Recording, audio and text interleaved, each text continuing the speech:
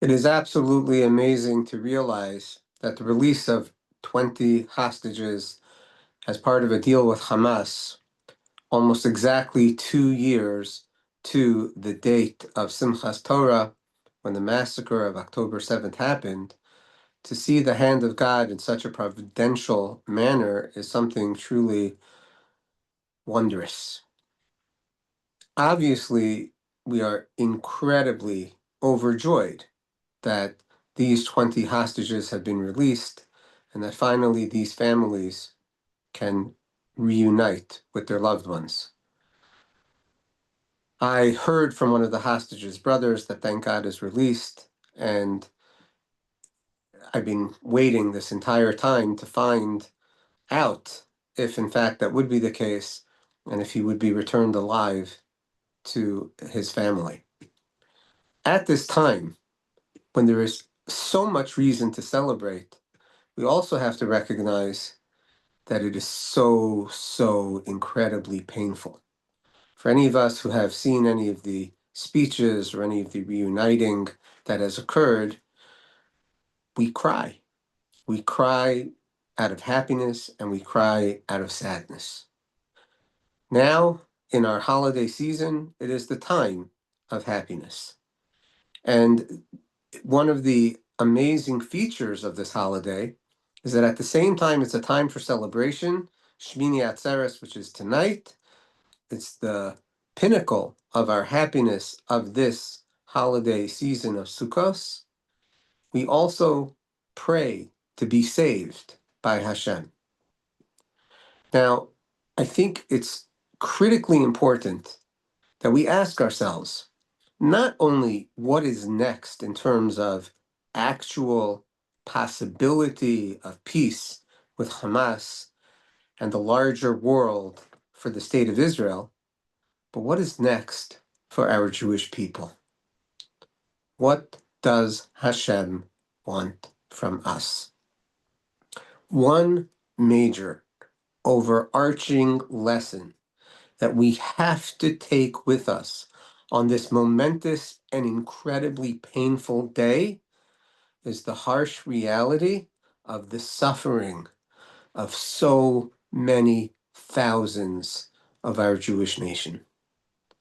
The burning of families alive, the taking of hostages for 2 years, the unmitigated evil that the terrorists have perpetrated willfully and gleefully is real. This is what happens when evil dominates the world. Now, the Jewish mission is always one of that which is truly good for the world, bringing harmony to all mankind.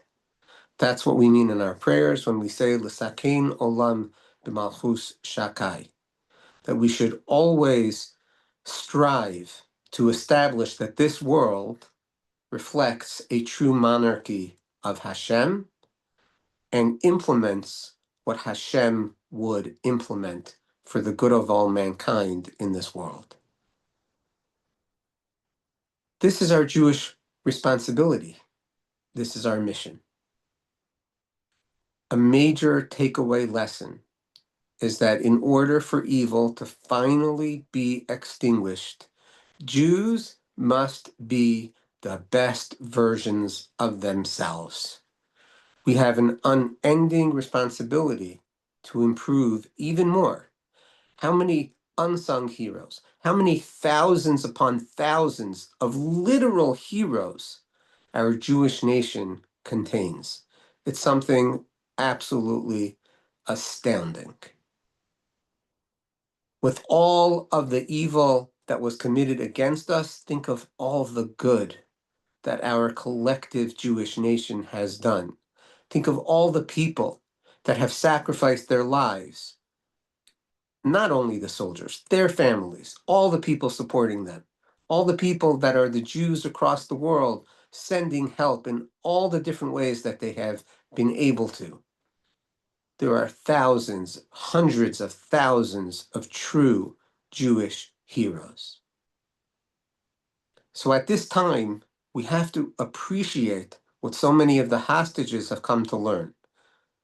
People, the people we love, the people that love us, the fragility of everything that we have, and we have to make the most of every opportunity of experiencing the joy and happiness of our families and of our relationship with each other and with Hashem. And at the same time that we have accomplished so much, and it's literally astounding in terms of military victory, in terms of changing for the better as a nation and coming together and bonding as a one people, we have so much more work to do.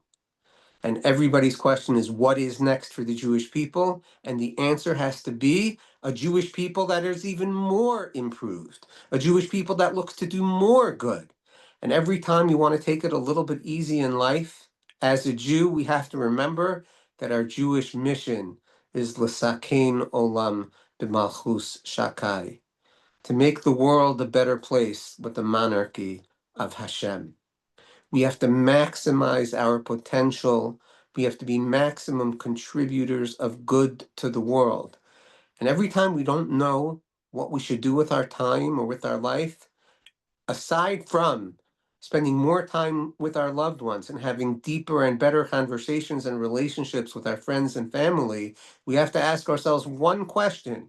What can I, as a Jew, do to help establish the world as the monarchy of Hashem? What is my contribution? What is my role in that? And that is the true lesson, not only of October 7th, but of all of our holidays. As the rabbis tell us on Shmini Atzeres, as the children of the king, he asks us to spend one more day with him before we go out into the world to fulfill our mission as the crown princes of Hashem, to bring the monarchy of Hashem to all corners of the globe, to declare Hashem is real, Hashem is good, Hashem wants mankind to unify for the good of each other and to live by his just and kind laws under his rulership. That is our mission. And before we go out into the world, we spend one more day with him. And that's what Simchas Torah is all about. That special love relationship that we have with Hashem, that he granted us the wisdom through the Torah to know everything that we need to know to teach ourselves and to share that with the world so that we can truly say that all the evil will be vanquished. And on that day, Bayom Hahu, Hashem Echad U'Shemo Echad, Hashem is one, and his name is one, because the entire world will come to recognize that this one tiny nation that is the focus of the entire world today declares that this world is Hashem's domain. He is our king, and his kingship is the best thing that mankind could ever have in a leader and in a king. A good Yom Tov.